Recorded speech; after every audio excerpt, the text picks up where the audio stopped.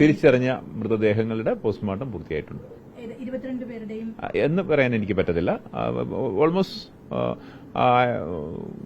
അതായത് ഐഡന്റിഫൈ ചെയ്ത മൃതദേഹങ്ങളുടെ പോസ്റ്റ്മോർട്ടം പൂർത്തിയായി എന്നാണ് കിട്ടുന്ന വിവരം. ഇപ്പോൾ ഈ പരിക്കേറ്റ് ഗുരുതരാവസ്ഥയിൽ കഴിയുന്ന ആളുകൾ എന്ന് പറയുന്നുണ്ടല്ലോ, അതായത് അവരെല്ലാവരും ഐസിയുലാണെന്ന് പറയുന്നു. ഗുരുതരമായിട്ടുള്ള പരിക്കുകളുള്ളവരാണോ?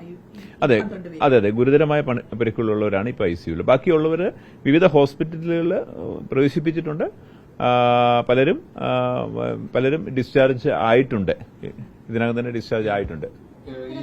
തിരിച്ചറിഞ്ഞവരുടെ ഇല്ല, എത്ര പേര് ആശുപത്രിയിലുണ്ടെന്നുള്ള വിവരം കിട്ടിയിട്ടില്ല.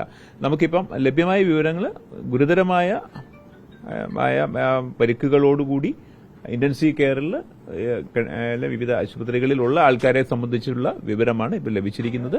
അതിനേക്കാൾ ഉപരിയായിട്ട് നമ്മൾ പ്രാധാന്യം കൊടുക്കുന്നത് ഇപ്പം നമ്മൾ തിരിച്ചറിഞ്ഞ മൃതദേഹങ്ങൾ എത്രയും പെട്ടെന്ന് നാട്ടിലേക്ക് എത്തിക്കാനുള്ള നടപടികളാണ് അവിടെ ദ്രുതഗതിയിൽ നടന്നുകൊണ്ടിരിക്കുന്നത്.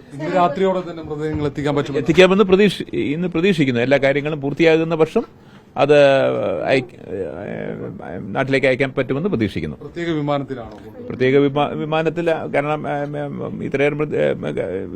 കാരണം എന്ത് തന്നെയാണെങ്കിലും അത് പ്രത്യേക വിമാനത്തിൽ തന്നെ ആയിരിക്കും വരുന്നത്.